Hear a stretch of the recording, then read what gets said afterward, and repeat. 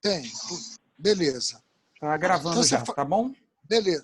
Faz uma breve apresentação sua, porque a gente estava falando sem essa gravação, por favor. Então, meu nome é Túlio Quieto, muito obrigado pelo convite para participar dessa live de hoje. Eu sou biólogo, sou mestre de artes marciais e também estou terminando o trabalho todo com acupuntura, começando a inserção maior na área de práticas integrativas. E estou aqui a convite de vocês para poder participar no momento de hoje. E agradeço muito esse convite, essa oportunidade de participar, que não é sempre que a gente tem essas oportunidades todas para poder discutir e aprender um pouquinho mais uns com os outros. Então, minha inserção na acupuntura aconteceu por causa de duas pessoas. Uma amiga minha que vivia lá do meu trabalho, que vivia dizendo, pô, vem fazer o curso da acupuntura, vem fazer o curso da acupuntura. E aí você vai meio enrolando, dificuldade, coisa parecida. E o mestre do meu mestre de arte marcial, porque ele é formado em Tai Chi, mas ele é também formado em medicina chinesa na China, Japão, que ele treinou, ele estudou lá. Então ele tem uma formação de basicamente completa de medicina chinesa. E ele inclusive falou sobre a importância disso para o desenvolvimento da própria arte marcial dele. E aí quando eu perguntei qual seria o melhor para estudar, ele chegou e disse a acupuntura, que vai dar uma visão mais completa do que você precisa saber sobre o assunto. Por quê? Ele dizia uma coisa interessante, já entrando no momento aqui que o pessoal não... Só precisa saber como é que faz para mudar o slide aqui. Isso. Começando basicamente, ele começa explicando o que é a acupuntura. E a gente começa a ver, na verdade, que antes de ver o que é a acupuntura, a gente precisa saber o que é a medicina tradicional chinesa. Até o pessoal alguns preferem até chamar de medicina chinesa. E a medicina tradicional chinesa ela é formada por várias técnicas cujo foco não é curar, mas é prevenir contra as doenças. Então, ela é uma medicina preventiva em sua essência inicial e ela constrói depois a ideia de continuidade ou de cura depois que a pessoa, de repente, teve uma desarmonia e não conseguiu resolvê-lo. Então, a busca da MTC é evitar que a pessoa fique doente. Então, para vocês terem uma ideia, o MTC não é só a acupuntura, não é só a agulha. É o Qigong ou o Jigong, pela questão da pronúncia, o Tai Chi Chuan, que vai ser praticado pelas pessoas, principalmente na terceira idade, para poder manter a mobilidade, manter a força física e assim por diante. Diga-se, tem muito artigo de Tai Chi falando sobre equilíbrio e força e a importância de praticá-lo em qualquer momento da vida. Ele tem a questão da dietoterapia. Se você faz uma dieta regrada na sua vida, você vai evitar ter doenças. Você tem a fitoterapia, que é um mecanismo para poder regular o corpo e atingir o objetivo de evitar a doença. A moxa-bustão, para poder equilibrar os sistemas. Ventosa, agulha, magnetoterapia. Todas essas técnicas fazem parte da MTC e elas têm um ponto em comum, que é a origem da história por trás dela. Desculpa, gente, o slide foi direto. O primeiro registro que a gente tem da MTC, basicamente, que a gente possa avaliar, é em torno de 500 a 300 anos antes de Cristo. Foi onde foi registrado. Antes dessa época, o registro não existia muito. Então, registrado. Mas existe evidências de que ela existe há muito mais tempo do que esses 500 anos antes de Cristo. E, basicamente, no Brasil, para a gente não ficar fazendo todo o histórico, que é quase uma aula inteira só de acupuntura, no Brasil, segundo o Dr. Wu, a gente tem 6 fases. As fases mais que a gente mais se lembra são a europeia, misteriosa, e, a partir de 1970, uma força muito grande, romântica, que veio para o Brasil, principalmente abraçado pelos fisioterapeutas. Quem mais abraçou a MTC para trazer para o Brasil foram fisioterapeutas, que vieram buscar a ideia, inclusive, das terapias de recuperação dos pacientes e assim por diante, utilizando as agulhas de acupuntura. E a parte da resistência heróica, que é o fato de que muita gente ainda acredita que basicamente a acupuntura é alguma coisa fora de série, é alguma coisa que, assim dizendo, não tem correlação científica, que é alguma coisa mística, quando na verdade você tem registros e mais registros. E o fato de que a acupuntura tem aquela questão que a gente estava falando da briga por mercado, né? Quem que vai poder tomar conta, quem vai poder ficar com a acupuntura ou não. E existe até a origem de novas técnicas para poder suprir ou substituir a agulha surge exatamente como um dos meios de resistência para a acupuntura continuar existindo no país. Mas toda a MTC, tá? Toda a medicina tradicional chinesa, ela tem uma origem importante, que é a base filosófica dela, que é o Tao. O Tao é basicamente a mesma base filosófica que tem para as artes marciais e para as outras filosofias orientais que tenham surgido depois. Muita gente confunde o Tao com uma religião taoísmo, quando o taoísmo, na verdade, é uma filosofia. Claro que existem pessoas que transformam depois numa questão religiosa, tem, assim como aconteceu com o budismo, mas o Tao é uma questão de base filosófica. Tao significa, ou Tao, como algumas outras pessoas expressam, significa caminho. No entanto, que se você olhar em vários locais, vai dizer para você, o Tao, ou se você for numa arte marcial, vai ver o nome, por exemplo, Siunin Tao, que é o nome de uma forma. O significado do Tao é caminho. É a origem de todas as coisas e o destino de todos. Basicamente, a partir daí, a filosofia do Tao é o que trata a vida. Ela não é só a fonte da MTC, mas de toda a base do conhecimento filosófico chinês. E dessas bases filosóficas surgem, então, dois importantes conceitos que margeiam a medicina chinesa como um todo.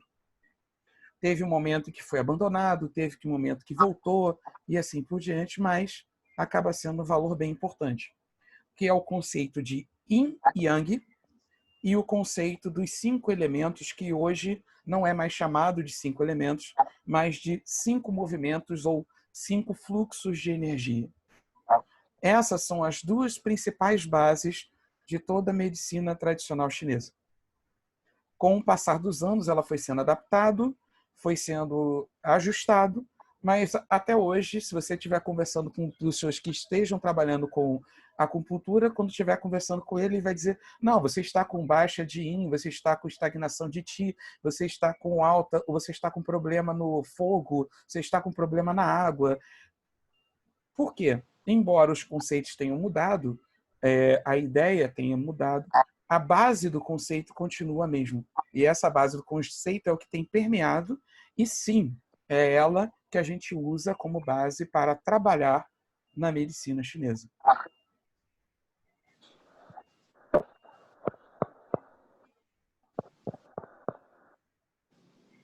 O Yin Yang é o primeiro.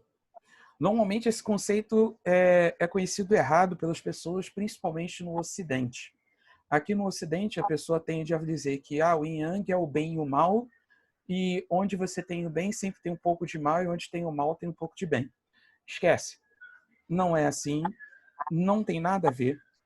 Pelo conceito do Tao, o universo é dividido com basicamente forças complementares. É uma questão de oposição. Não tem nada a ver com mal e bem. Tem a ver com as questões de positivo e negativo. O Yin e Yang são forças opostas, mas ao mesmo tempo complementares. Uma não existe sem a outra. Uma constrói a outra. Uma gera a outra. Então, basicamente, quando a gente fala em Yin e Yang, estamos falando em oposição.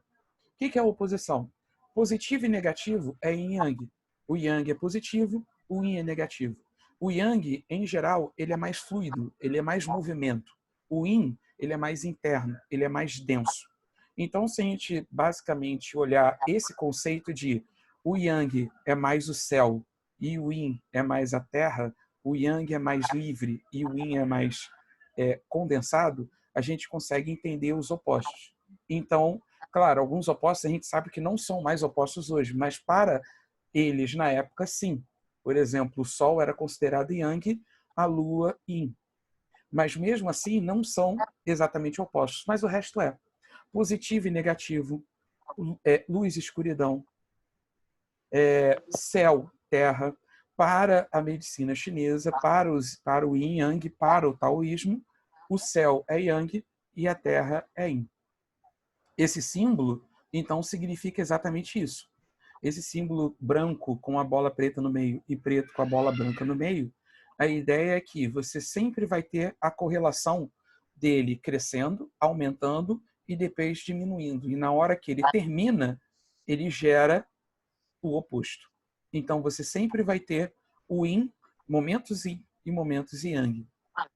Então, essa é a característica de oposição. A característica de interdependência. Um não existe sem o outro. Você não tem como ter o yin se você não tiver o yang. Então, o ser humano, ele é simultaneamente yin e simultaneamente yang. Você tem a questão de interrelacionamento. Eles precisam interagir para que o fluxo da vida possa acontecer. Levando para a medicina chinesa, o fluxo de energia acontece com o envolvimento de energias yin e yang. Você tem a transmutação. Um torna-se para o outro.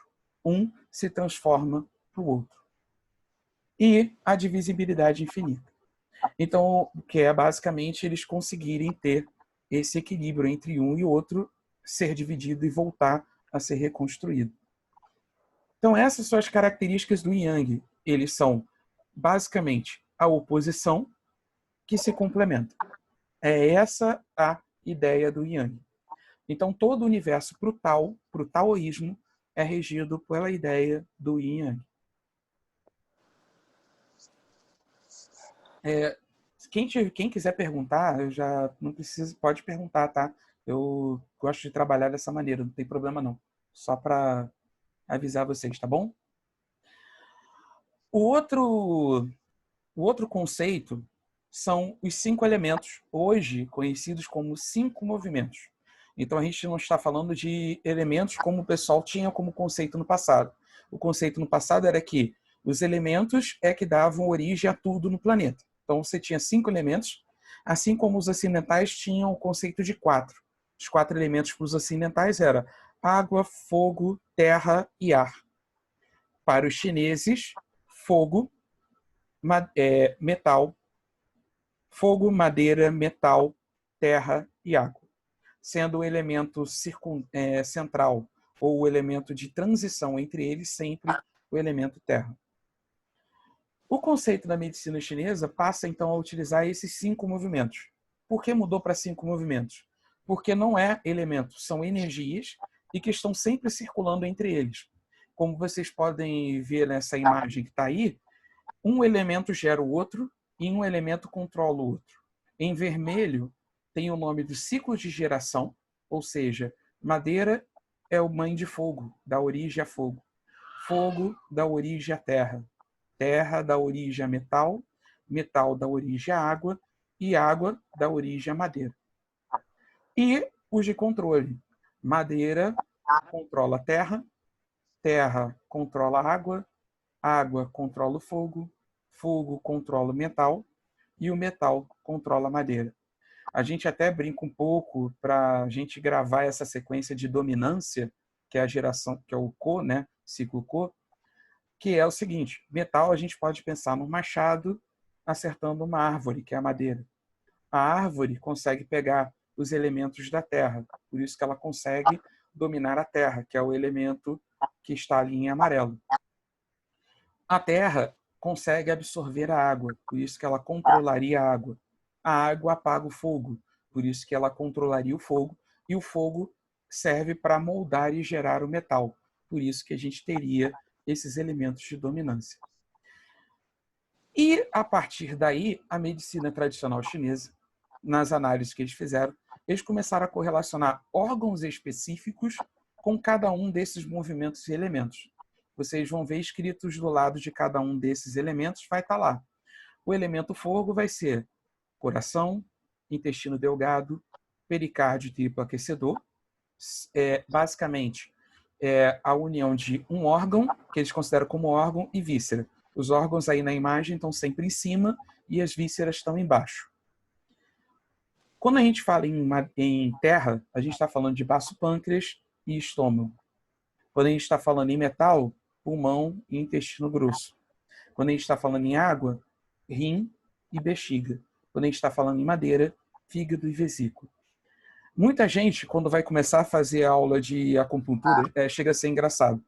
Porque a gente fica com aquela ideia da anatomia que a gente aprendeu na faculdade, aprendeu na escola, e aí entra num surto, porque o pessoal chega e diz, porque a energia você come, aí vai para o estômago, e do estômago vai para o baço, que vai para o rim, e não segue normalmente o fluxo que você aprendeu da anatomia normal humana, ocidental. Mas é porque quando a gente está falando em medicina tradicional chinesa, a gente está falando de fluxo de energia e não do alimento em si. E tem um segundo ponto também. Eles acreditavam que alguns órgãos e algumas vísceras tinham essas correlações por um motivo bem simples. A gente sabe, pelo histórico da anatomia, que os processos anatômicos, direito a fazer dissecção, fazer análise de corpos em basicamente mortos, é recente. É muito recente na história da medicina você poder fazer uma autópsia. Então, eles trabalhavam com o que eles tinham de possibilidade. Por isso que tem algumas coisas que a gente olha e parece errado.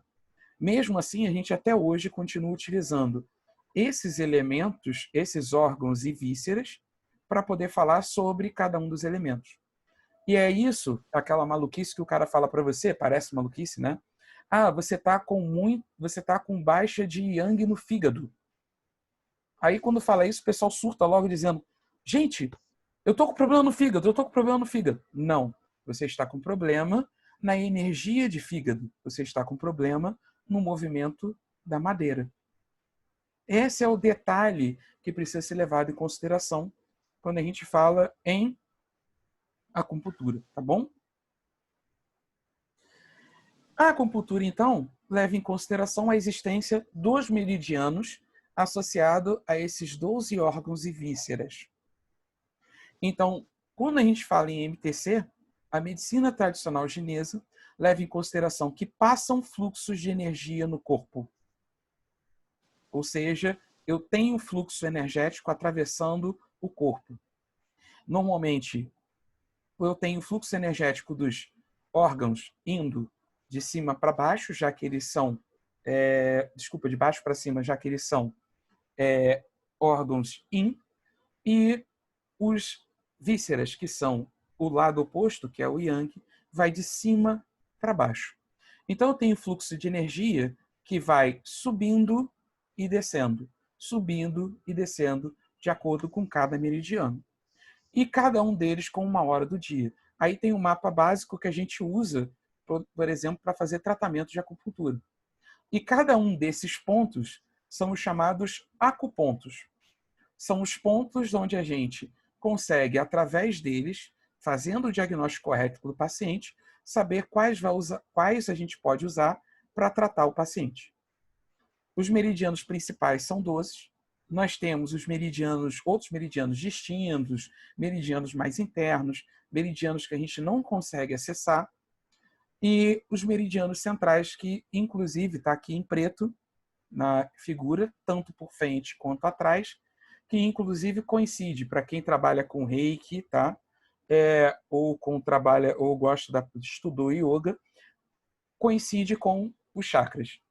É o meridiano onde eu tenho os chakras, bate com esse meridiano central, frontal e dorsal.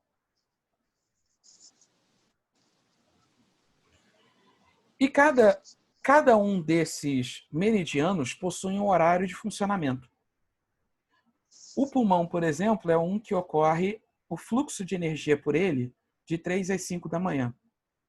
Ele é basicamente yin e a gente tem 11 pontos nele. Normalmente ele cresce pelo braço.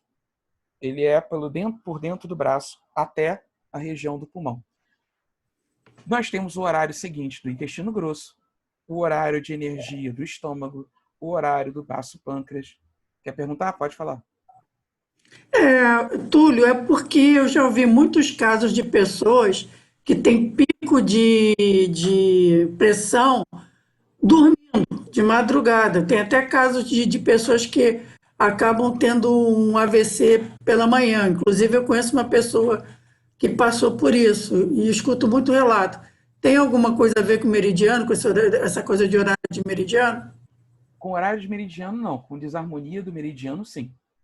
Que isso fica bem claro que não é bem o meridiano ter o fluxo de energia que vai causar um problema. Se ele tiver Claro. harmônico, não vai ter. Agora, desarmonia, sim. Por exemplo, pessoas que estão com deficiência de energia de fígado ou excesso de energia de fígado têm problemas, por exemplo, de acordar entre 1 e 3 da manhã e só conseguir dormir de novo às 3 da manhã. Normalmente, quando a energia de fígado, do meridiano do fígado, está afetado, que é normalmente a pessoa, um dos sentimentos envolvidos, por exemplo, é raiva. A pessoa está muito nervosa, está com problema, está com raiva. Existe uma tendência, muitas das vezes, dela ter o problema entre 1 e 3 da manhã. E o que acontece? Ela acorda. Ela dorme às 9, aí está indo bem, está indo bem. Na hora que atinge o fluxo, como o fluxo não está ideal, o que acontece? 1 e 3 da manhã ela acorda. Agora, por exemplo, no meio da madrugada, para atingir pico do coração é um pouquinho mais complicado. Por quê? O horário dele é entre 11 e 1 hora. Se a gente pegar, muitas das vezes o problema que a gente pode ter é o horário contrário a ele. Quando a gente tem problemas, por exemplo, com vesícula biliar. A energia da vesícula biliar é o horário aonde o coração, aí falando sobre a energia, o coração é o mínimo. Ó, tá caindo, acho que vai cair mesmo.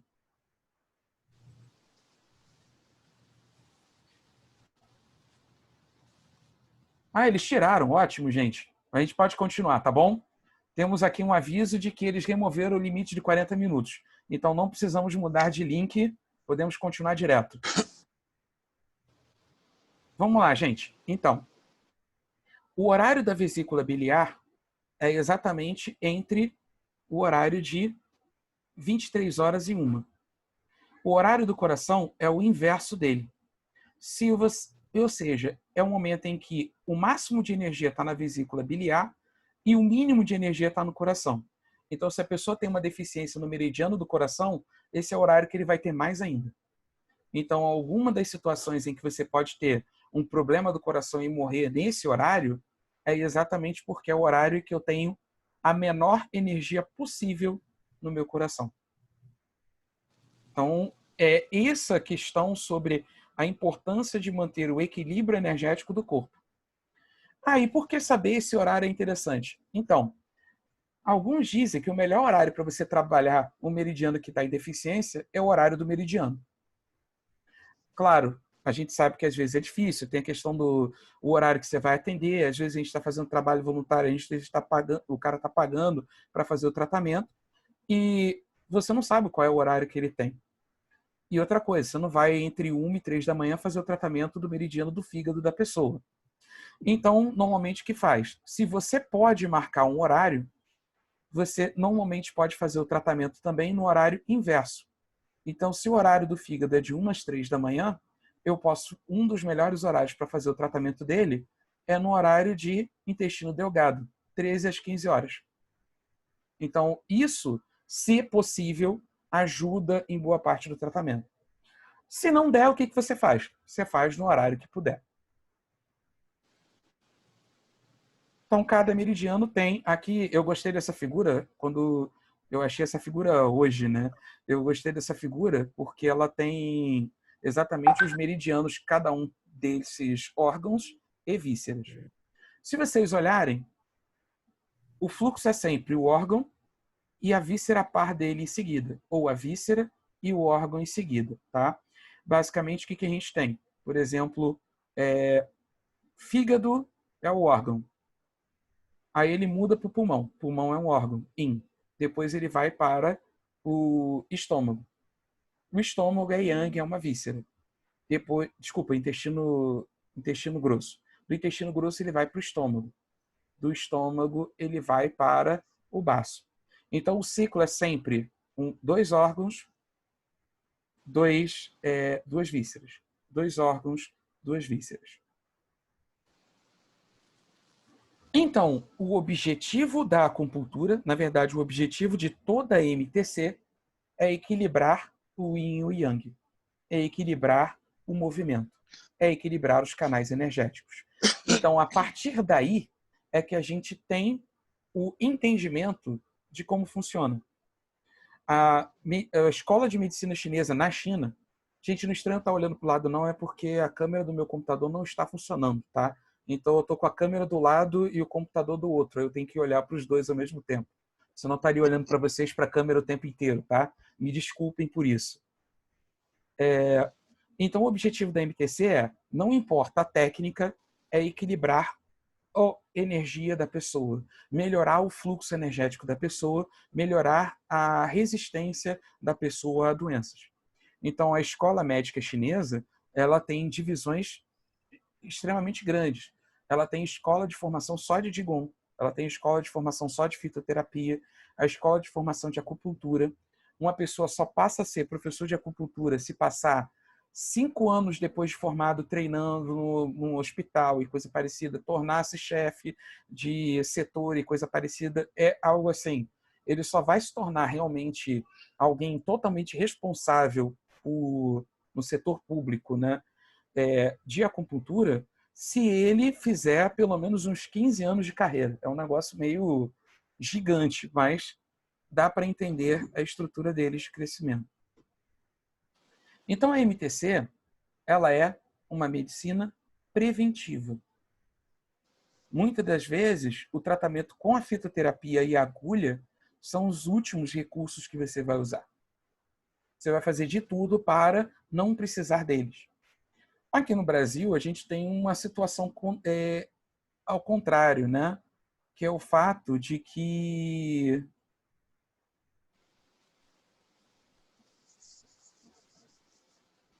é ao contrário, tá? Da seguinte situação. Normalmente a gente vai depois que já está com problema. Então a gente não quer ir atrás a gente não tenta evitar o problema. A gente quer resolver o problema depois que ele já aconteceu. Então, basicamente, qual é a situação? Normalmente, quando alguém vem fazer uma consulta de acupuntura, você vai fazer todo o trabalho de análise da pessoa.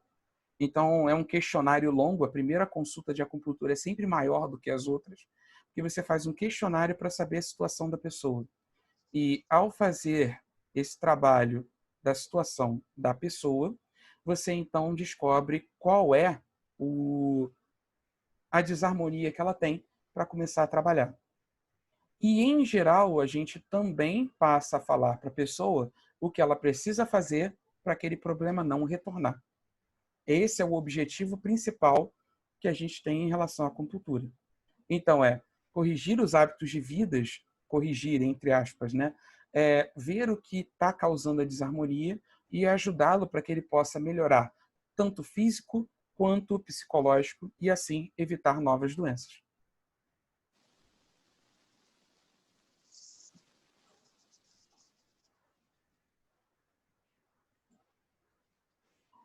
Então, se está tudo bem no fluxo energético, está tudo tranquilo. Se eu tenho um desequilíbrio no fluxo energético, eu gero as doenças. Normalmente é quando eu começo a sentir algumas coisas e começo a perceber alguns sintomas. Normalmente não são os órgãos e vísceras que está relacionado ao meridiano que sofre. Normalmente o que começa a acontecer é você começa a ter alguns sintomas relacionados a cada um desses elementos. Por exemplo, é comum as pessoas que têm deficiência no meridiano do rim apresentarem dor na coluna, principalmente na base da lombar. Por quê? O rim regula a estrutura óssea do corpo. É comum as pessoas que tenham deficiência no canal de baço ou de estômago apresentarem quadros elevados de preocupação e terem problemas, por exemplo, de inchaço no corpo. Porque quem controla o fluxo de umidade no corpo é o baço pâncreas. Então, quais são as principais fontes de desequilíbrio que eu possa ter? Eu ter baixa circulação de energia em um ou mais meridianos. É conhecido, então, como deficiência. Outra possibilidade é ter excesso de energia em um meridiano. Veja, quer perguntar, Valéria? Levantou a mão, apareceu. Eu quero. Pergunta? Eu tirei a vesícula agora há pouco tempo. Então, Aí vamos... isso quer... Já entendi a tua pergunta. Já entendi. De loura. Eu não vou ter problema. Já entendeu? Já captou? Eu não vou ter problema de coração, não, né? Não, não, não. Por isso, não. Gente, olha só. A retirada do órgão não... A retirada do órgão afeta a desarmonia do corpo, não sei o quê. Tudo bem, você pode regular depois. Mas o teu meridiano, ele passa pela estrutura do corpo. Ele não necessariamente vai promover não é ele que mantém o fluxo energético. Então, o fato de você retirar a vesícula não significa que você não tem mais o ramal da vesícula. Muito pelo contrário. A energia da vesícula vai continuar circulando. O fato de você... aí é uma curiosidade, porque realmente eu estava até falando com meu irmão aqui. Depois que eu tirei a vesícula, pelo incrível que pareça, minha digestão melhorou e até as fezes mesmo, para ir no banheiro, tá tudo tranquilo, tudo assim maravilhoso. Eu falei, gente... eu vou te mostrar, então, eu vou voltar alguns slides e vou te responder o porquê. Você vai achar interessante isso. Só deixa eu voltar os slides aqui, é meio demorado no sistema. Isso. Vesícula biliar, ele está ali no verdinho, madeira. Tá vendo uma seta preta saindo da madeira? Vai para onde? Baço, pâncreas e estômago. Sabe quem regula a geração de fezes? É o amarelo, o baço, pâncreas e o estômago. Como você estava com a vesícula desregulada, a energia dele estava atrapalhando o funcionamento do amarelo. O verde, que é o da vesícula, em desarmonia, estava causando desarmonia no amarelo. Por isso que você não estava funcionando direito. A partir do momento em que você conseguiu resolver, eliminar o problema do sistema do verdinho, da vesícula, você ajudou a equilibrar o amarelo. Tá incrível. Tô adorando. Se eu soubesse, eu tinha falado antes. A acupuntura já podia ter ajudado antes também, se fosse o caso. Mas deixa eu te fazer uma pergunta. Vai nessa. Eu tentei fazer acupuntura. Cheguei até a fazer. Mas doeu tanto aquelas agulhas. E aí uma amiga minha falou, mas Valéria, não dói? Eu falei, mas doeu. Bom, ou então a pessoa não fez direito, eu não sei o que aconteceu. Eu vazei, saí correndo da sala. A única vez que eu trabalhei com acupuntura que alguém sentiu dor é porque eu ainda estava aprendendo e coloquei no lugar errado. Mas normalmente a pessoa sente dor, tira na hora e bota de volta e acerta depois. Uma das principais cobaias é minha esposa. Mas ela ama. No começo ela achou que era bizarro, mas o dia que eu acabei com a dor de cabeça dela, colocando uma agulha no joelho, as coisas mudaram completamente. Era dor de cabeça, tá? Para vocês verem como é que são as coisas. Mas, assim, existem algumas pessoas que têm uma sensibilidade maior à acupuntura? Sim. Vou mostrar lá no final que existem outras técnicas que a gente usa que não são agulhas. Que, na verdade, evoluímos para poder fazer esse trabalho. Então, na verdade, a gente não depende só da agulha, não. Então, uma nova tentativa pode valer. Bom, agora vai ser a Kátia, depois a Cris, tá bom? Então, Túlio, eu já faço acupuntura há 10 anos. E eu falo, porque até o meu médico é um clínico geral que eu faço com ele. Eu falo sempre para ele, não me dê alta. Mas eu observo, eu falo para ele, eu não quero alta, não vem querer me dar alta, não. Porque realmente é incrível o que acontece, é muito bom. Mas eu observo que, às vezes, quando eu falo assim, olha, eu estou sentindo isso, aí ele, então, vai aguentar agora, principalmente nessa região do pé, dependendo do que eu estou sentindo, dói muito a agulha. E aí ele disse que aí eu queria entender porque assim, realmente é porque ali está num desequilíbrio maior, né? É por isso, né? Vamos lá. Chega a doer ou não? Algumas vezes, normalmente o ideal é que você sinta só a dor na entrada da agulha e depois não, ela mas passa. Sim, Agora, é assim que sente. Em quadros um pouquinho mais um pouquinho mais assim de desarmonia, pode doer um pouco mais e depois resolver. Uma vez eu fiz uma agulha numa pessoa que eu coloquei no ponto do pulmão, aqui, que era basicamente o P9, e a pessoa começou a sentir uma dor absurda no ramo do pulmão, no canal do pulmão. O que eu pensei, cara, então tá estagnado, o bicho tá pegando por causa disso. Eu tirei a agulha daqui e botei no ponto P5, que é mais aqui em cima. O que aconteceu com a pessoa? Na hora a dor passou. Então, às vezes, é uma questão de que está tão estagnado que a terceira item que está aí, você está com a energia tão estagnada que você, ao colocar, força o fluxo de energia. Agora, tem alguns pontos que são dolorosos mesmo, tá? Não tem jeito.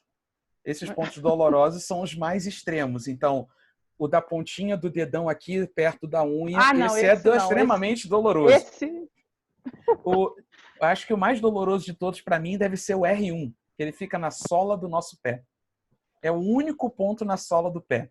Bota uma agulha ali, eu digo que aquele ali é para tratamento para as pessoas que não querem obedecer à acupuntura. A gente vai e bota uma agulha ali para a pessoa ele é pior do que do dedão, porque do dedão é insuportável. O dedão é suportável, eu sei, mas o R1 foi pior. É pior, esse eu nunca... Mas se você colocar direitinho, dá para aliviar a dor. Ou faz que nem a estratégia. A gente usa um magnetozinho, um ímã. Tem até um aqui, tá do meu lado. Vou pegar aqui. Cris, vai fazendo a pergunta aí. Liga o som, tá sem áudio. Uma amiga minha, um tempo atrás, ela estava estudando. Eu nem sei se... Eu acho que era acupuntura, mas sabe o que ela usava? Semente. Uma sementinha de nada, que ela colocava nos pontos. Isso é acupuntura? Faz o efeito? Faz. Esse aqui, né? Eu normalmente uso ele para quem tem medo de agulha, tá? Só que em vez de usar semente, eu prefiro usar cristal. E a gente bota no mesmo local onde do ponto da acupuntura. Ele é mais utilizado para auriculoterapia, tá bom? Isso. Ele é principalmente usado para aurículo, mas eu uso no ponto de acupuntura. Serve eu também. até que nasci uma planta aqui, uma floresta na minha orelha, de tanta semente que ela colocou. Não, mas é semente de mostarda, o principal, mas a gente também tem alguns cristais que podem ser utilizados. E o imãzinho. Ops, aqui. O imãzinho. Deu para ver. Tá? Esse ímã a gente pode colocar no ponto de acupuntura também e substituir a agulha. Então, se a pessoa tem resistência ou sente muito a agulha e fala, olha, eu sinto muito a agulha, o terapeuta, se ele tiver já ligadão, o que ele vai fazer? Ele vai abandonar a agulha e vai trabalhar com você com coisas que não te dão medo assim. Gente, tem uma maletinha aqui, a maletinha tá tão cheia de coisa. Eu tenho agulha, tenho todo mais. Você trataria aqui, com... ó, a agulhinha, né? Tem agulhas de tamanhos diferentes. A agulha é extremamente fina. E por incrível que pareça, as melhores agulhas não são as chinesas, são coreanas. Mas, então, a gente tem, na verdade, vários e vários meios para poder estimular o ponto. Ou sedar o ponto. Que é exatamente o que a gente faz. Como que eu resolvo deficiência? Como eu resolvo excesso? como eu resolvo a estagnação? Deficiência, então, baixa energética. Excesso, alta energética. Estagnação, bloqueio do fluxo de energia. A gente tem 5 diferentes tipos de energia, mas aí seria uma aula inteira de acupuntura só para isso, para explicar. Então, eu estou colocando bem geral aqui para a gente, tá bom? Como eu resolvo o desequilíbrio? Simples. Eu posso tonificar os pontos dos meridianos em desarmonia. Em geral, eu escolho o ponto de acordo com o que já foi identificado como funcional. Então, por exemplo, se eu quero ajudar a pessoa a ir melhor ao banheiro, eu uso o ponto E40, que é o estômago 40. Ele ajuda, inclusive, e fica lá bem na parte frontal do tornozelo. É um ponto bem simples de achar, fácil de trabalhar, e ele ajuda a regular intestino, ajuda a regular fezes. Pô, mas não é no intestino que você bota o ponto, é no estômago? Sim, porque o estômago ele está relacionado à formação das fezes. Então você precisa saber o ponto exato para poder trabalhar. Tonificar é eu colocar a agulha no sentido do meridiano. E aí eu resolvo um problema de deficiência. Ou seja, se está com falta de energia, eu tenho que jogar mais energia do meridiano. Se eu tiver excesso, eu cedo o elemento. Como? Eu vou bloquear aquele ramal daquela energia para que aquela energia possa se dissipar. Eu preciso tirar aquele excesso de energia daquele meridiano para ele entrar em equilíbrio. E a estagnação? A estagnação, a energia está travada. É basicamente a ideia de um rio. Eu preciso tirar a comporta para o rio continuar fluindo. Foi aquilo que eu contei em relação ao ponto que eu falei do P9, que eu coloquei e a pessoa sentiu dor, e somente quando eu botei no P5, que é aqui em cima, o fluxo de energia passou. Então, a agulha pode ser colocada de diferentes formas. A gente... mas quando eu vou tonificar? Quando eu vou sedar? Ou simplesmente posso colocar a agulha com um ângulo de 90 graus. Quando eu coloco a agulha com um ângulo de 90 graus, eu estou harmonizando. É basicamente a ideia que a gente passa, tem muita associação com a natureza. Para tonificar, você bota no sentido do rio. É como se fosse um barco para descer o rio. Para sedar, eu preciso bloquear o fluxo. Então, eu vou colocar no sentido contrário ao do rio. Não, eu só quero fazer dar uma mexida, uma chacoalhada nesse meridiano. Eu boto a agulha harmonizando, que ela é em pezinha. Quando eu faço isso, é como se eu estivesse jogando uma pedra no rio. O rio ou num lago. O lago, ele fica lá. Se não tiver vento, a água fica estagnada, paradinha. Como eu quebro a estagnação? Jogo uma pedra. Eu formo várias ondas que vão mexer com aquela água. Então, é simples assim que a gente trabalha na acupuntura. O problema é descobrir aonde está a desarmonia e qual é o tratamento correto a ser feito. Porque o resto todo é saber colocar no pontinho. Então, eu posso usar cristal? Posso. Eu falo mais um pouquinho depois. Então, o diagnóstico da acupuntura é o diagnóstico energético do paciente. Normalmente, a gente tem correlação com o conhecimento físico para chegar à estrutura energética da pessoa. A gente pega os sintomas que a pessoa tem fisicamente para poder descrever qual é a situação que a pessoa tem. Então, um dos pontos importantes é que a acupuntura, a MTC, trata a causa, não o sintoma. Tá bom, a gente acaba tratando o sintoma também, mas a partir do momento que você trata a causa. Porque se você trata a causa, o problema se resolve.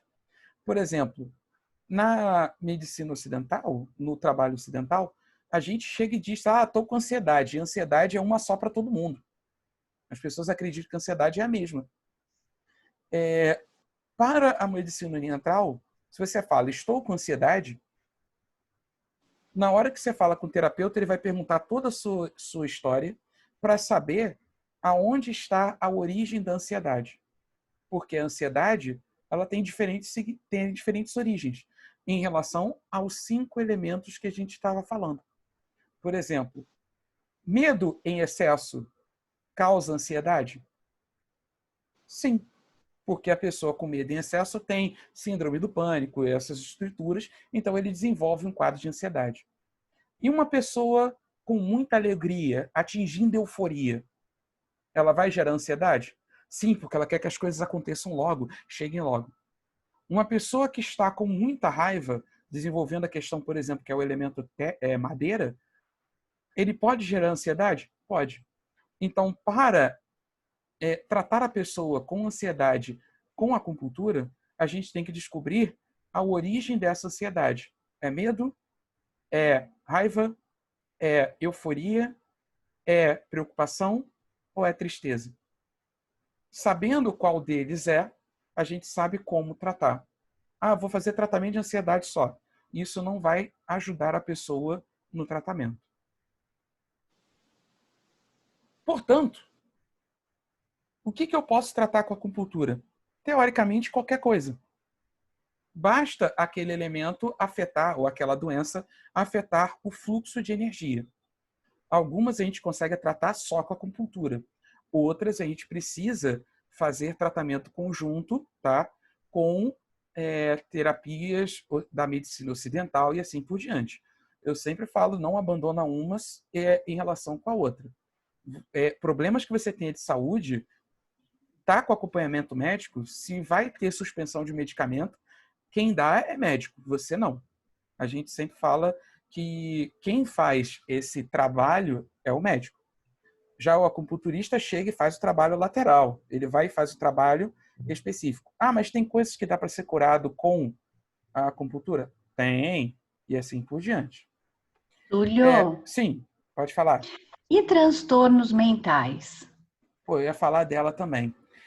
Transtornos mentais a gente tem... existe os psicológicos e também os realmente questões médicas. A gente, com a acupuntura, consegue, pelo menos, quando se trata, por exemplo, de psicológicos, psicossomáticos, existe hoje muito psicólogo fazendo acupuntura.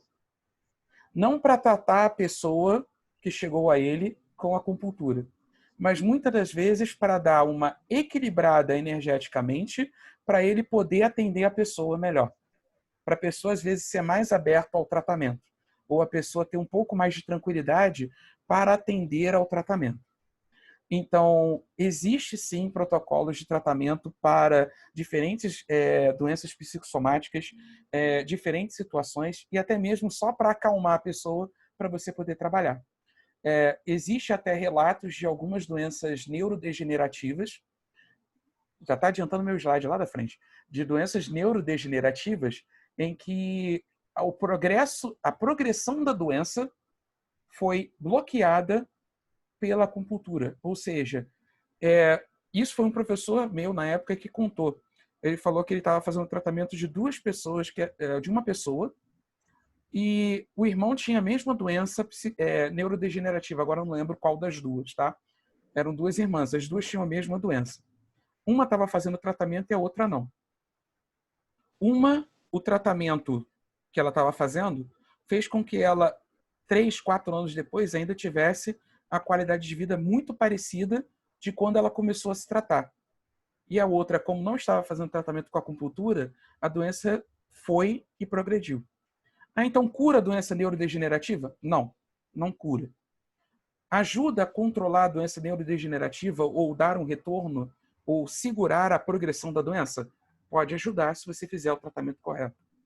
Pode ajudar na recuperação depois, por exemplo, de um AVC, para a pessoa ganhar novamente movimento? Também. Então, eu falo que você sabendo como trabalhar com a acupuntura, você sabe até o limite dela e até onde você pode chegar com ela. Então, existe um módulo que é só sobre distúrbios psicossomáticos na formação de acupuntura, que é exatamente pensando em como que a gente vai trabalhar pessoas com depressão, como que a gente vai trabalhar pessoas com com ansiedade ou outras síndromes. Mesmo assim, sempre vai ser dito para a pessoa que ela precisa, em alguns casos, tá, a procura do profissional da área de psicologia e de psiquiatria. E Isso nesse fica claro. caso, quando dá para cuidar com a acupuntura, você usa os meridianos ou é a crânioacupuntura Então, nos tratamentos? a craniopuntura ela é baseada nos meridianos e alguns pontos extras. Então, mesmo a craniopuntura, ela é uma questão de harmonia e desarmonia de meridiano também. Basicamente, o que a gente fala é que a craniopuntura surge como uma especificidade da acupuntura para uma região específica. Você cria o que a gente chama de uma micro-região. O que é a micro-região? Você faz o tratamento numa região menor. Então, é que nem, por Como exemplo, se a fosse aurícula. aurículo, então. Como se Também. fosse aurículo. Só que como você trabalha com pontos da própria acupuntura, ela é mais eficiente que a aurícula. A aurícula é muito boa, tá? Não estou fazendo propaganda negativa, não. Eu adoro a aurícula. Eu trabalho com aurículo junto da acupuntura muitas das vezes. Às vezes eu uso os pontos de acupuntura e jogo de aurículo também, mas o aurículo é um microsistema. Então ela está muito limitado em relação à acupuntura que é sistêmica. A crânio, ela é uma visão específica. Tem a acupuntura só da mão, desenvolvido pelos coreanos, em que você usa só a mão para fazer o tratamento da pessoa toda. Então são microsistemas. Alguns deles surgiram até pela dificuldade de você fazer o tratamento. Então, existem as técnicas de 5 elementos que você basicamente só utiliza do joelho para baixo e do pulso para baixo, por causa do tratamento que os médicos tinham que fazer com as mulheres do imperador, que elas eram obrigadas elas não podiam ser vistas. Então a única coisa que ela podia fazer era botar o braço para fora e a perna para fora, e só metade. Então, mesmo sendo médico, ele não podia ver a esposa do imperador e assim por diante. Então, tradução, ele que lute. Como dizem a galera por aí hoje. O médico tinha que se virar e eles desenvolveram técnicas em que você usa só as mãos e só os pés, praticamente, para tratar.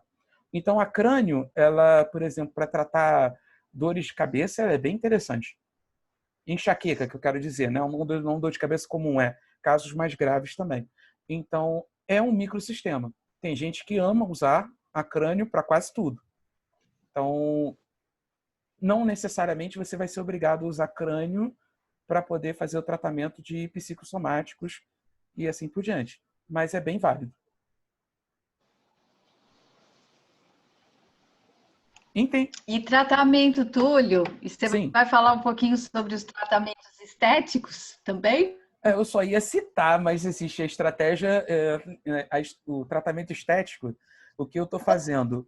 Eu estou fazendo curso Esses de acho que as estético. meninas vão gostar. Eu estou fazendo estudo para o estético. A agulha, inclusive, é Tá menor. fazendo, né? Estou fazendo. Eu preciso de voluntários. Para aprendizado. Ai, eu, então, eu. Toma. Eu também, eu também. Adoro. Estou precisando. Eu e a Kátia, pronto. Túlio, anota Já nosso nome fechamos. aí. Eu acho que eu vou fazer uma você vai fila aí com esse atender a grupo, gente? hein? Olha Depois que eu a gente- também quero, hein? Vai. Ó, viu? Ó, Pronto. 3, ó, viu? Já tem uma fila aí, ó. Ô, menino. Vou até Eu e a chamar meus Kátia colegas. estamos na frente, do Alberto. Faz no mesmo dia. Então, olha só.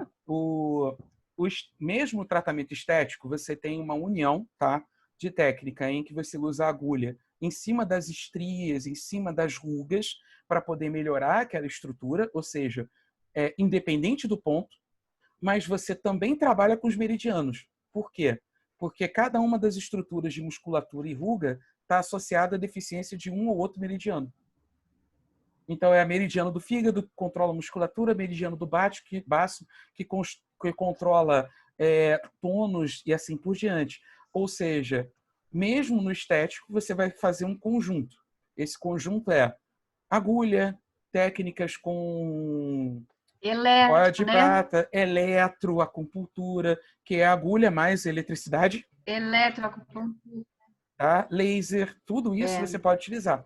Mas você vai utilizar tanto o meridiano quanto os pontos fora do meridiano.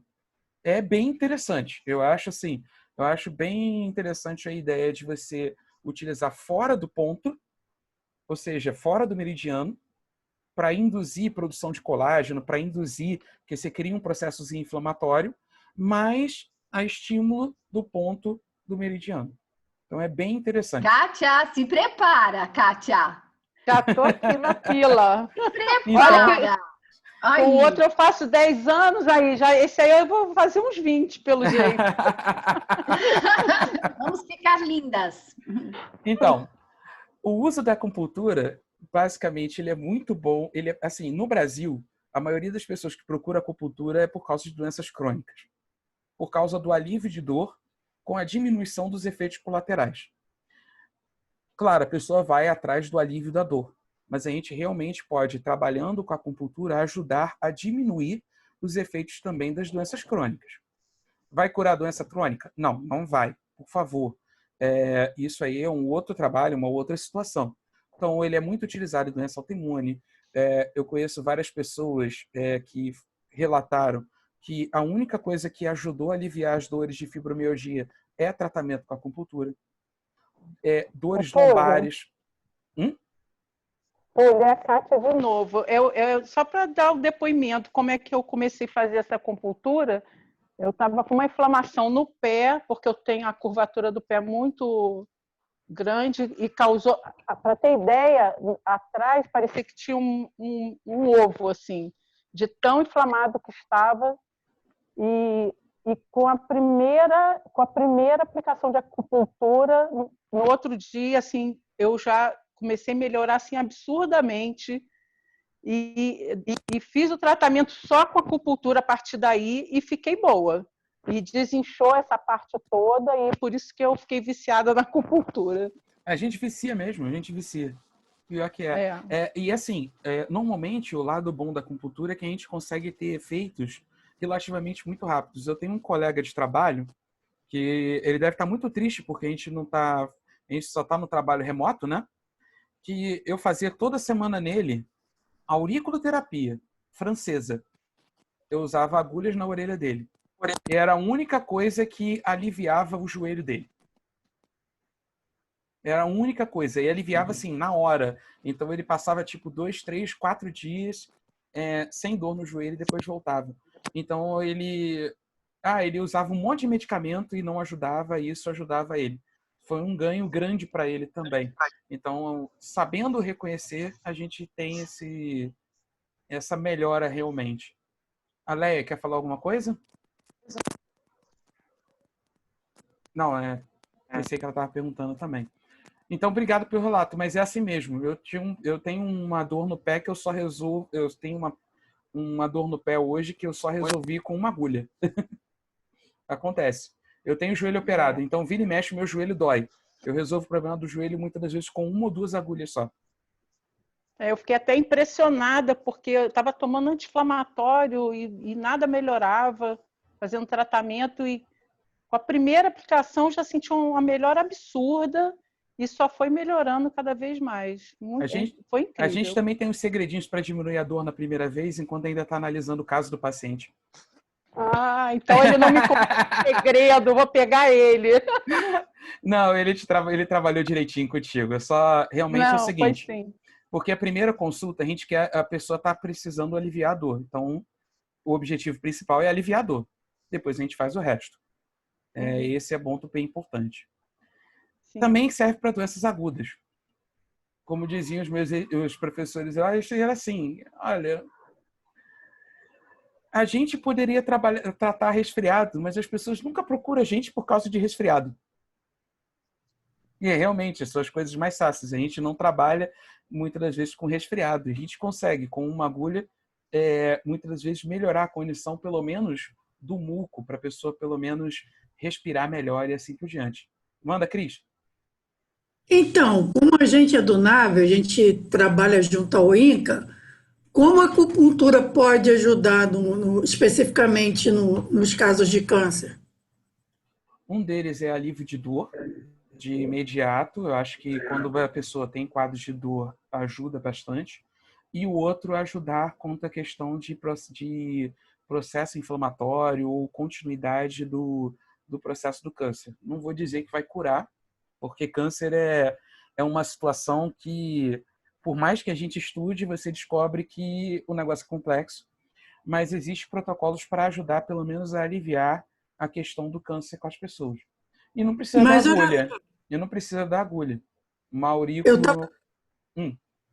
eu estava pensando que, por exemplo, a químio, muita gente tem N queixas da quimioterapia, dos efeitos colaterais. A acupuntura aliviaria esses efeitos? Sim, se você souber qual é o medicamento e qual é o efeito que ele está causando em determinados meridianos, normalmente está associado com meridianos de estômago, muitas das vezes, porque exatamente induz muitas das vezes a vontade de vômito, a azia.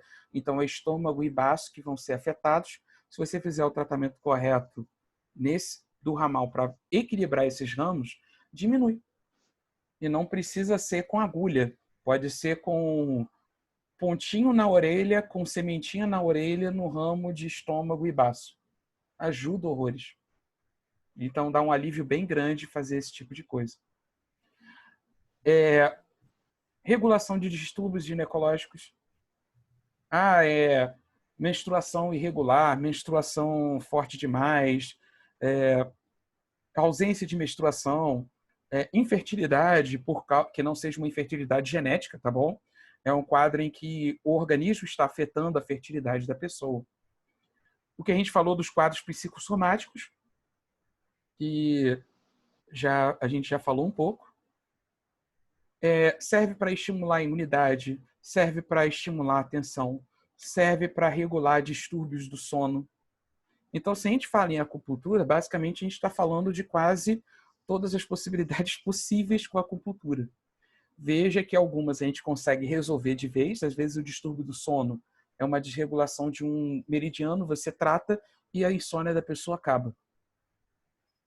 Ou, no caso, como a Kátia falou, estava com problema no pé, uma agulha aliviou, 2 agulhas, depois diminuiu o anti-inflamatório e resolve o problema. Então, na verdade, é uma técnica muito eficiente. Antes que perguntem, tem muito artigo que corrobora o funcionamento, tem quase 30 mil artigos publicados só sobre acupuntura em revista internacional.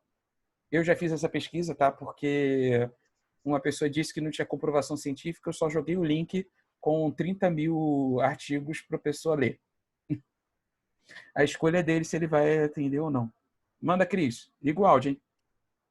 Vou dar um depoimento aqui, porque eu sempre fui muito descrente. Eu achava que a acupuntura, a pessoa se autossugeria, era uma autossugestão.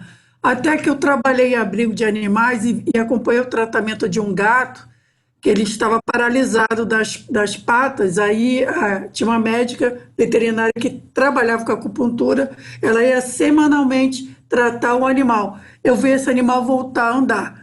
E um gato não pode ser sugestionado.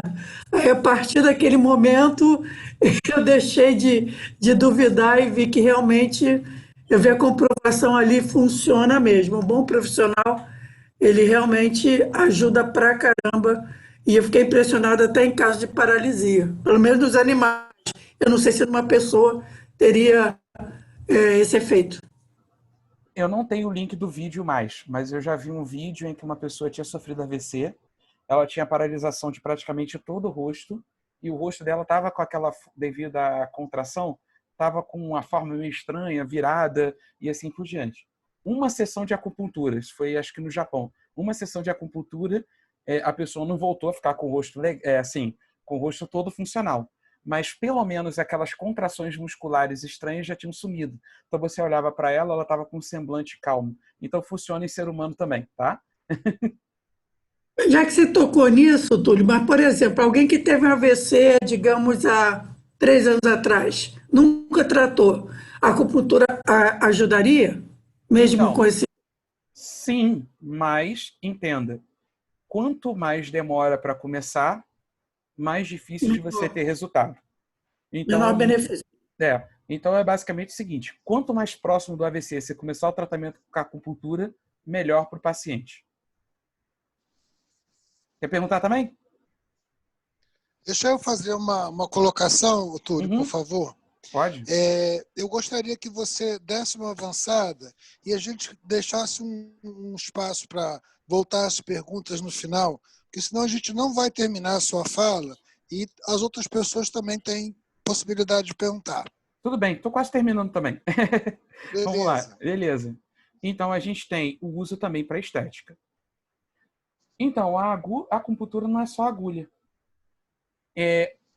Agulha com eletroestimulação, é a chamada eletroacupuntura, é basicamente você usar a agulha da acupuntura e você coloca sistema para dar pulsos elétricos, positivo e negativo, para permitir no mesmo meridiano um fluxo de energia. Isso serve para intensificar o efeito da acupuntura com a agulha. Mas tem gente que tem medo de agulha. Se vocês olharem no canto, você tem a fotografia de uma laser puntura. Um pontinho de laser, 3 segundos, mais vezes, em que você joga o laser na pessoa, naquele ponto da acupuntura. E ele substitui a agulha, para quem tem medo de agulha.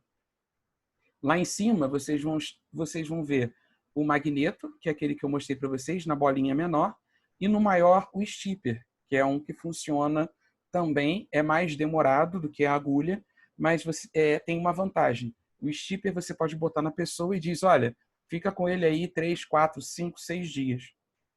Tem as sementes e os cristais que a gente também pode usar nos pontos de acupuntura. Não são só na aurícula. E, por fim, nós temos a auriculoterapia, que é exatamente o que está aí no centro. Pode ser agulha, pode ser semente. A maioria das pessoas usam semente e cristal. Tem um motivo para isso, tá? Embora a acupuntura seja uma prática livre, é recomendado para que as pessoas que vão trabalhar com acupuntura tenham pelo menos a formação em um curso de 1.200 horas para poder se garantir judicialmente caso aconteça alguma coisa com a agulha.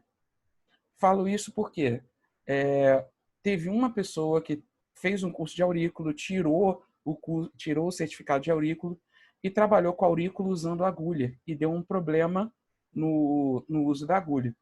E, assim, qual foi o problema? Ela foi processada e o juiz deu ganho de causa para quem fez a reclamação por um motivo muito simples. Ela não tinha formação de acupuntura para trabalhar com agulha. Então, isso é um ponto claro ou que chama atenção. Qualquer outra coisa que você use que não seja agulha, você não deve ter esse problema. Para agulha, é importante ter essa formação. Mesmo para aurículo. Por isso que a maioria das pessoas, quando faz formação em aurículo, só usa o quê? Cristal, semente, bola de prata, bolinha de ouro, bola metálica. Nós temos a moxa. A moxa é utilizar uma erva artemisia com calor em pontos de acupuntura. Ele esquenta naquele ponto e dá energia para aquele meridiano. Ele é utilizado normalmente quando a gente tem baixa de yang num determinado meridiano. A moxa pode ser aplicada aí embaixo, vocês estão vendo a agulha com a moxazinha. Você pode combinar as duas técnicas para aumentar a intensidade da moxa, a entrada da energia dela na pessoa. Acredite, a pessoa não se queima com isso, tá? A moxa queima, a agulha fica quente, mas ela não queima a pessoa. Eu já fiz em mim, eu posso dizer isso com certeza.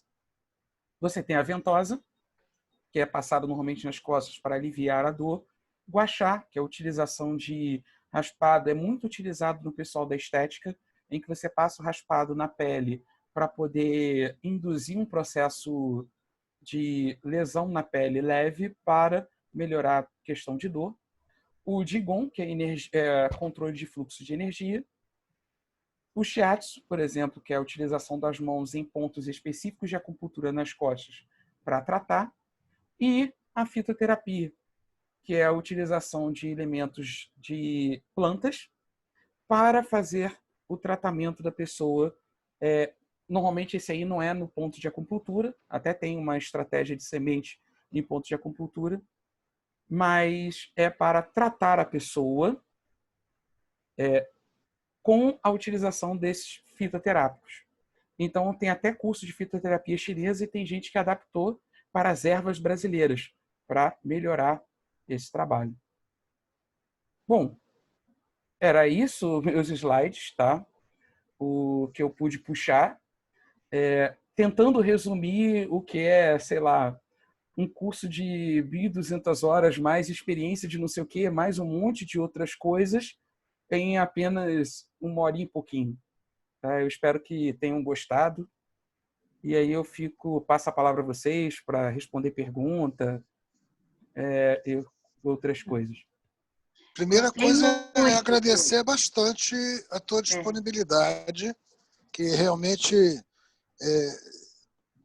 deu para mim, pelo menos, uma oportunidade bastante grande de ampliar a minha visão, meu conhecimento. Imagino que para todas as pessoas que estão participando.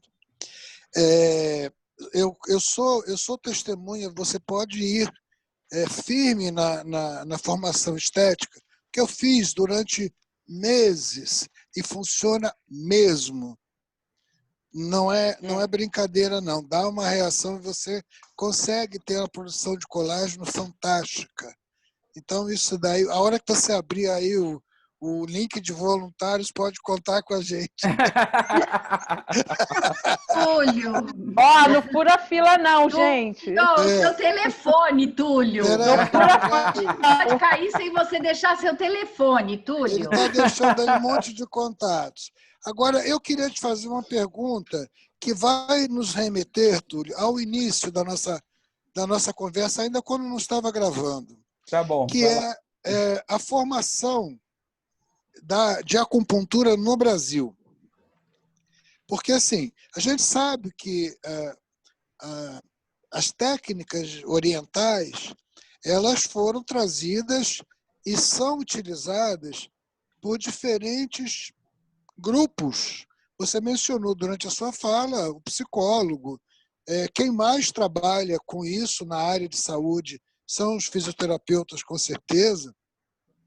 Mas a briga por mercado é estúpida, né? O Conselho Federal de Medicina, Regional de Medicina, está dizendo que enfiar agulha é coisa de médico.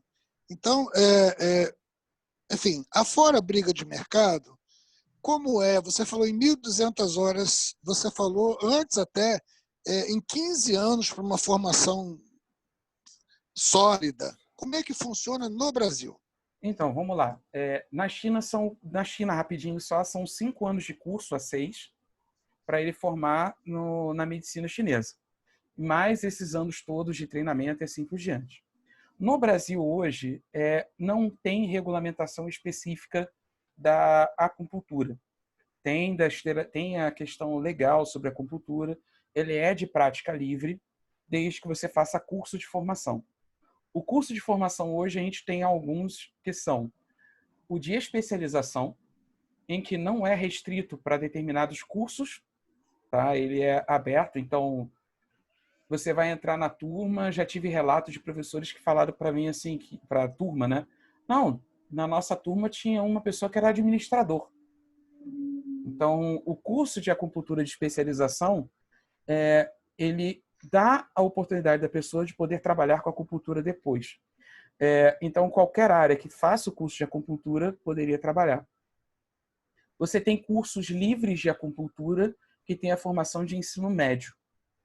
Também dá oportunidade de a pessoa trabalhar com acupuntura sem menores problemas, desde que o curso tenha essa carga horária mínima que eu falei. Então, mesmo que você busque um curso de formação livre de acupuntura, ele vai ter uma carga horária teórica prática de 1.200 horas. Se você vai fazer um de especialização, ele vai ter uma carga horária hora prática de 1.200 horas. Então, há cursos de formação no país, você vai encontrar algumas pós-graduações, vejo quais estão registradas, e os cursos livres, eu vou dizer, tem caído muito a quantidade de cursos, tá? Não é a qualidade, não. Tem caído muito a quantidade de cursos exatamente por causa dessa briga de mercado. Então, o que o pessoal tem feito? Já pensando no futuro, caso se torne prática exclusiva de médico, já que é só o problema a agulha, você pode utilizar todas as outras técnicas. Tem o laser, tem o shipper, tem o cristal, tem isso. Então, mesmo que você não possa mais usar a agulha, você pode utilizar todas as outras técnicas que aí você não vai estar sendo impedido. Mesmo assim, está tramitando, já avançou, agora, se eu não me engano, está no Senado, uma lei para regulamentar a acupuntura. Caso ela aconteça, vai mudar totalmente o esquema de estrutura de curso de acupuntura. Os cursos de especialização e de formação geral vão acabar, livre vão acabar, e vai ter que ter cursos de graduação em acupuntura com formação de 4 anos. Ou seja... Na verdade, é um grande risco você não ter uma regulamentação segura, porque você pode ajudar muitas pessoas e pode destruir completamente as pessoas, Sim. Dependendo do seu grau de ser afoito e incompetente. Exato. Por isso que o curso normalmente é longo e com a regulamentação vai ser ajeitado para que as pessoas obedeçam e façam um curso de graduação. Vai ser um curso de graduação de pelo menos 4 anos. E aí vai ter o próprio estrutura de conselho ou não, mas pelo menos vai ser assim. Vai ter que ter a graduação. Quem já se formou por especialização ou curso livre ou aprendizado de anos de prática, etc., vai ter direito a receber o certificado que vai manter os direitos dele de continuar sendo. Mas a partir do momento que promulgar a lei, só quem fizer o curso de graduação vai ter direito a trabalhar com acupuntura. E a galera que terminou antes da promulgação da lei.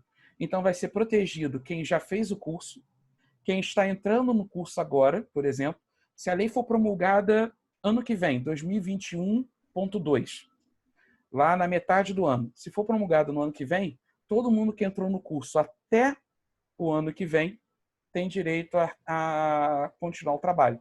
Tipo, curso de especialização ou de curso livre.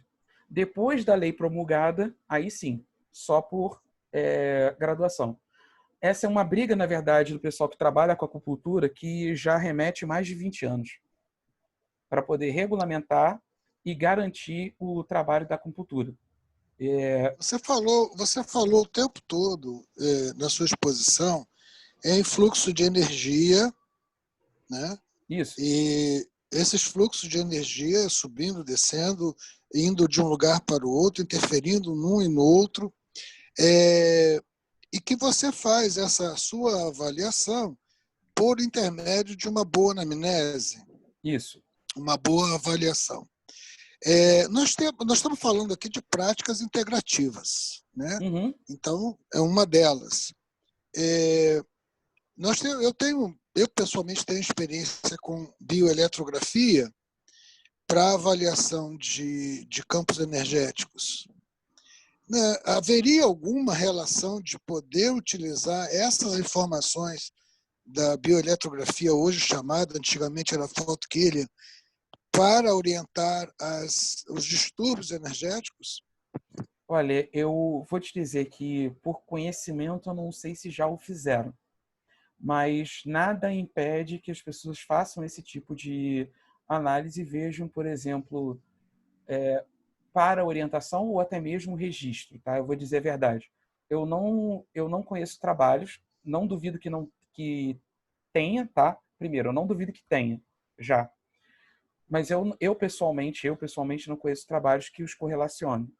Mas, tendo a photokilling dizendo para você quais sejam os possíveis de problemas de desarmonia, eu não vejo nenhum problema de você utilizá-la para corroborar ou trabalhar com a anamnese que você está fazendo do paciente para poder chegar a um diagnóstico.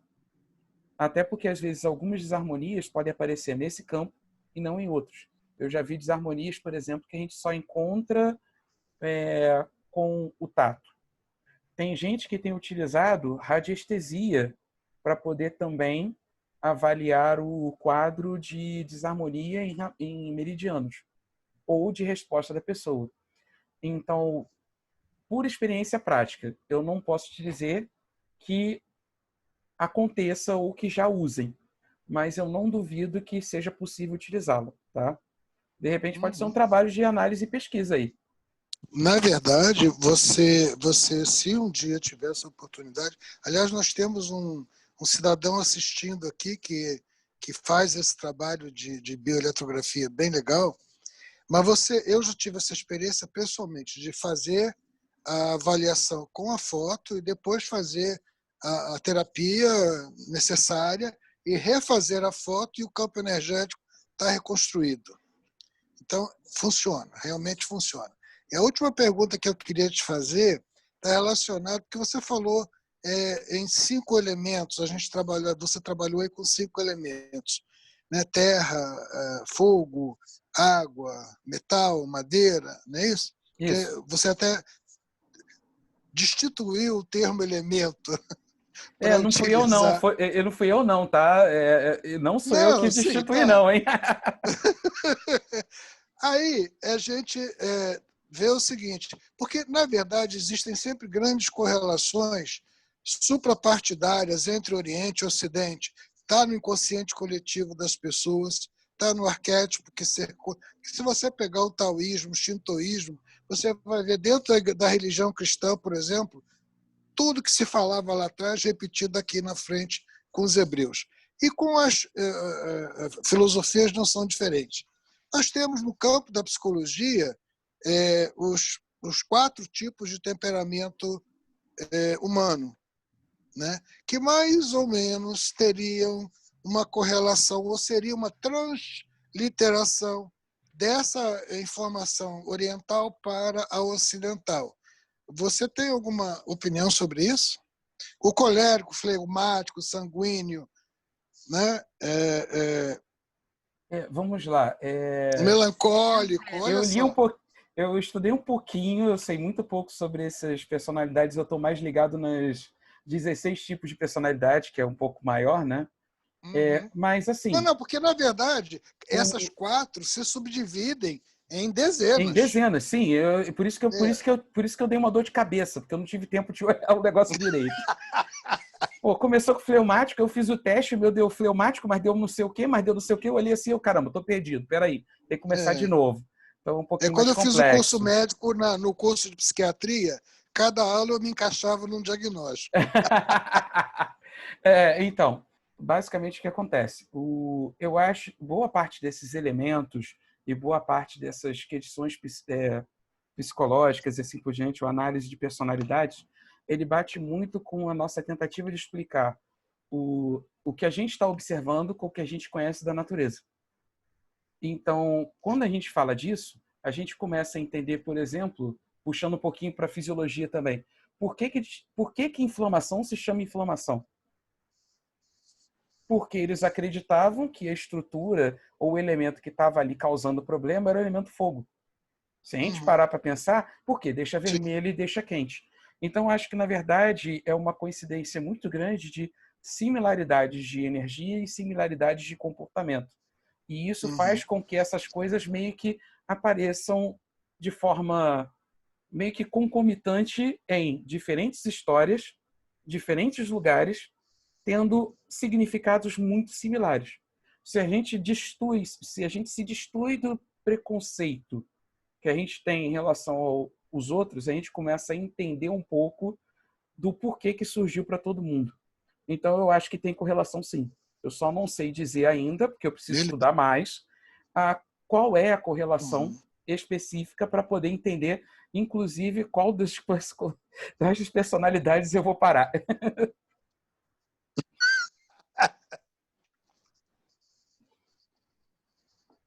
Espero ter Mais alguém respondido. tem alguma pergunta? Com certeza, com certeza.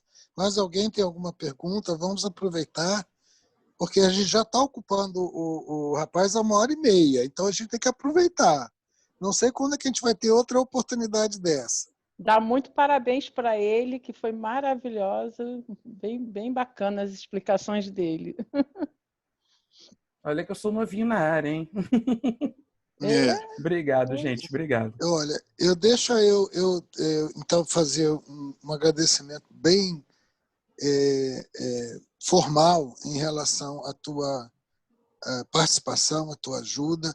O Núcleo de Assistência Voluntária Espiritual começou com esse processo recentemente. Você é o terceiro que nos dá e nos brinda com o seu conhecimento, nos faz crescer como grupo, como pessoas que estão voltadas para dar suporte espiritual e religioso às pessoas que estão em estado de sofrimento. E é importante saber que o alívio não vem só do antibiótico, do bisturi ou do eletrocautério, ele pode vir de outras áreas também. Também te informar que, uma vez captado na rede do NAVE, você nunca mais se desvencilhará de nós. Nós iremos atrás de você.